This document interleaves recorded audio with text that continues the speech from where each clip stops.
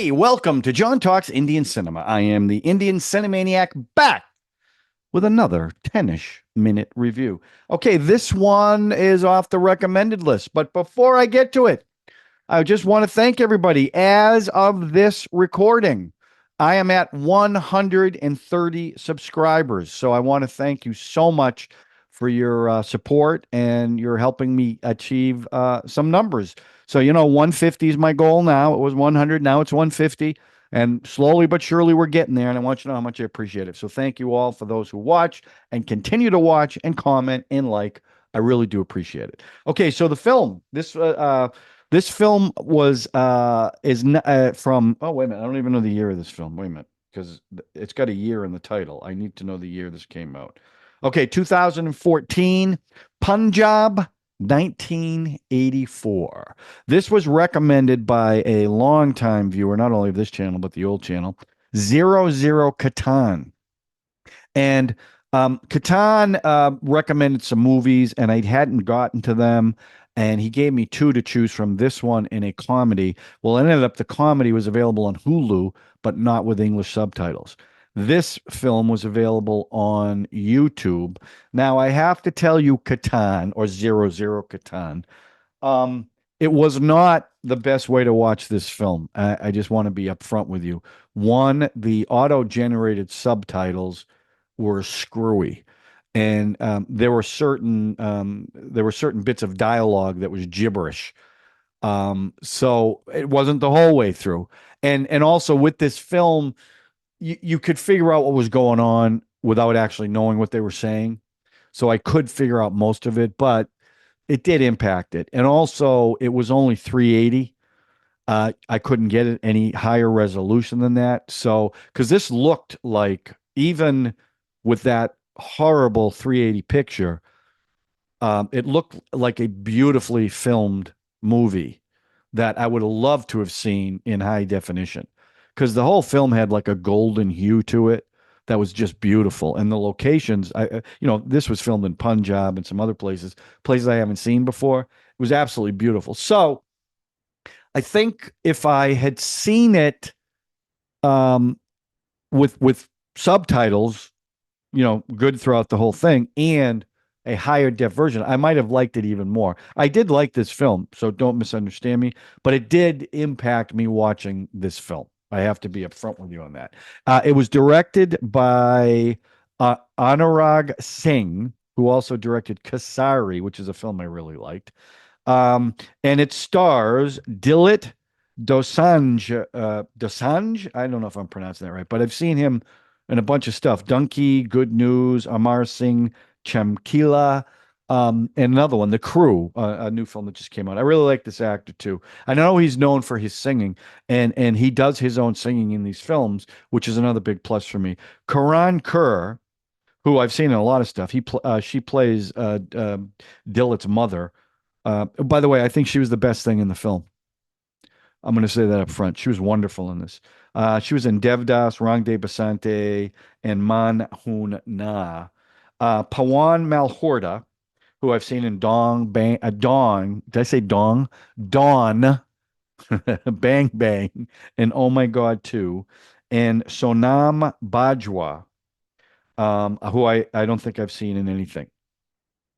So this was again, you guys give me some stuff, and this film is based on something that happened in Punjab in 84 that I knew nothing about. So of course, after I watched the film, I start reading about it, and this was about the Sikh riots and the 1984 Sikh massacres. And this happened after the assassination of Indira Gandhi, where they cracked down on the Sikhs in Punjab. And 28,000 were killed in Delhi. And, I read numbers that were like 6,000 to 8,000 were killed. And in this film, so the story is about a family in Punjab who start off as a loving family, just doing their stuff. And as the film progresses, the corrupt police, kill or throw in jail um, the the the Punjabs or Punjabis, I don't know how you say that, um, and arrest them and put them away, and no one ever sees them again. And as a result of that, a lot of these people within this community want to rebel against that. And in fact, do acts of terrorism or, from their perspective, freedom fighters. And I will say that the thing about this film that I did like, it's not like it's not like they took sides really. At least I didn't feel that way. I thought they tried to show both sides of the conflict. And I think that's probably a fine line. And depending on where you're from, you might look at this film a little differently. But I think they did a pretty good job. They weren't heavy-handed because they did kind of make the case that although their acts of terrorism were horrific, and they were, what was done to them was just as horrific and in a way justified some of what they did. And there was some moral ambiguity too, because the lead character, whose name was Shavit, you know, he's all on board with this, but there were certain times where he turned away from it because he didn't think what they were doing right. There was one scene where they were going to blow up a bus with women and children on it, and he took the bomb out. And this isn't right because they also there's not a lot of good people in this. The cops were corrupt.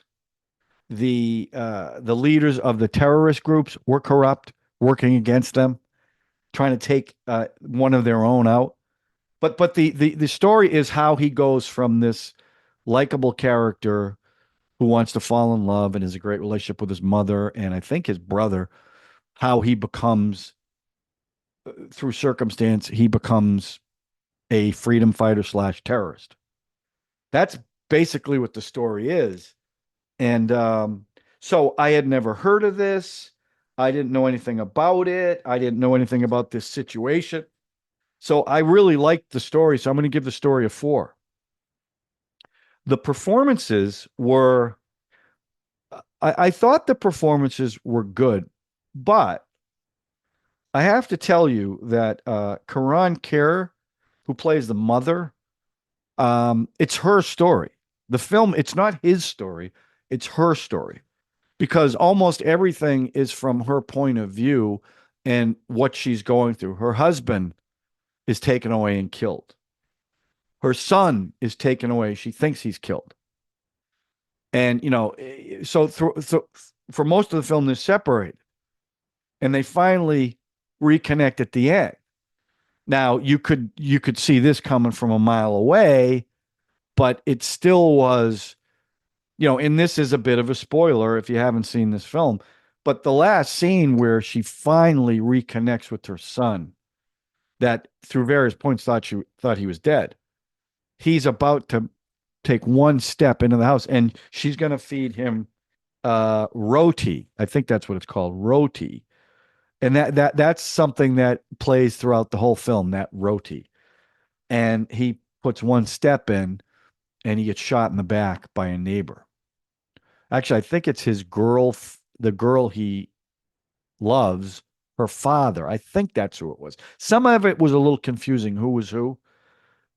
But so she goes through this roller coaster of emotions. And in that last scene goes from being jubilant that her beloved son, with all the pain in her life, she finally is back with him again, and boom, gone. And one thing they did at the closing credits, they showed actual parents holding up photos of their sons who they've never seen again.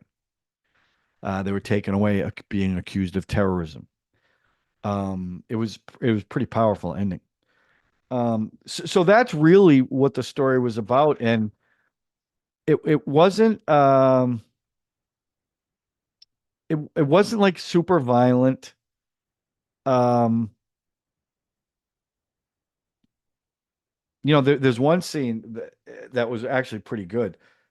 Him and a friend are sitting by the water, and again, it was confusing who was who, but his friend gets shot, and he gets winged in the arm, but he takes the guy and sticks his head in the sand and just suffocates him in the sand.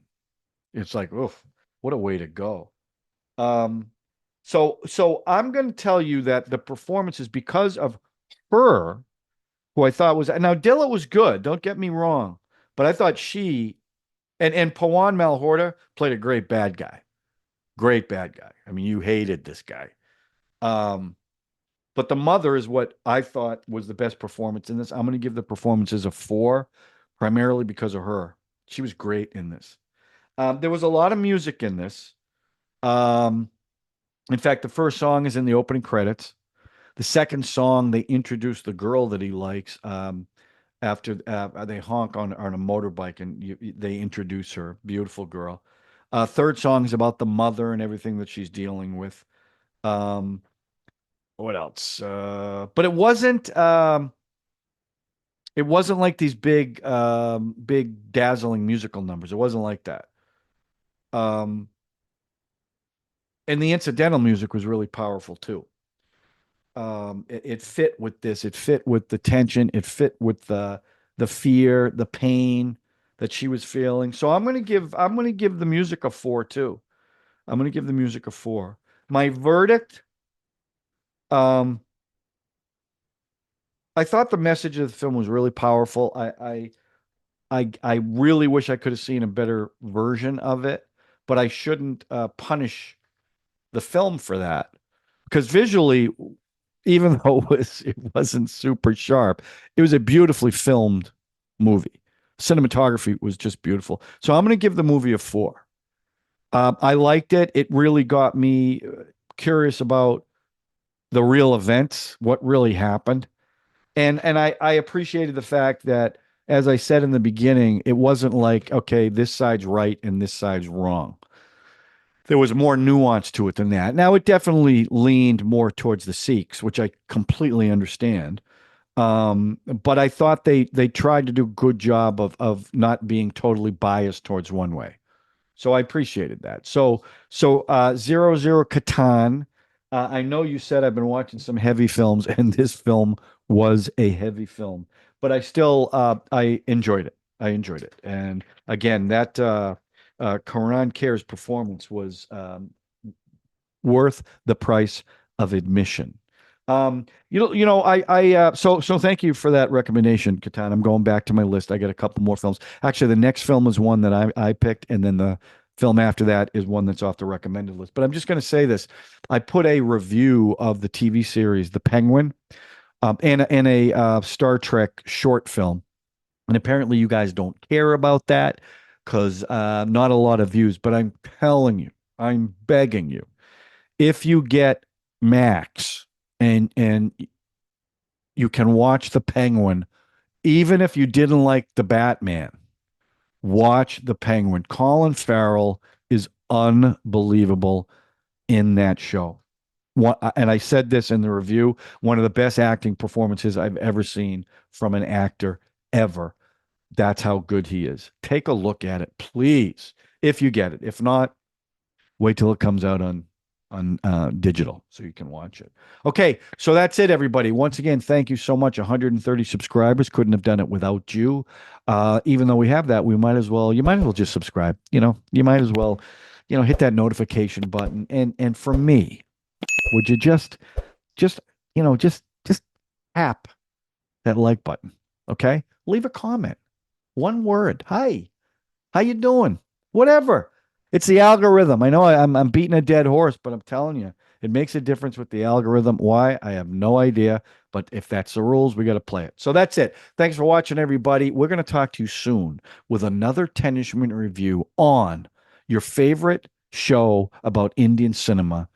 Okay, maybe it's not your favorite. It's one of them. John Talks Indian Cinema. Thanks for watching, everybody. Zooby dooby zooby dooby nache, you pagal stupid man. Zooby dooby pampara, zooby dooby param pam. Zooby dooby nache, you pagal pagal stupid man.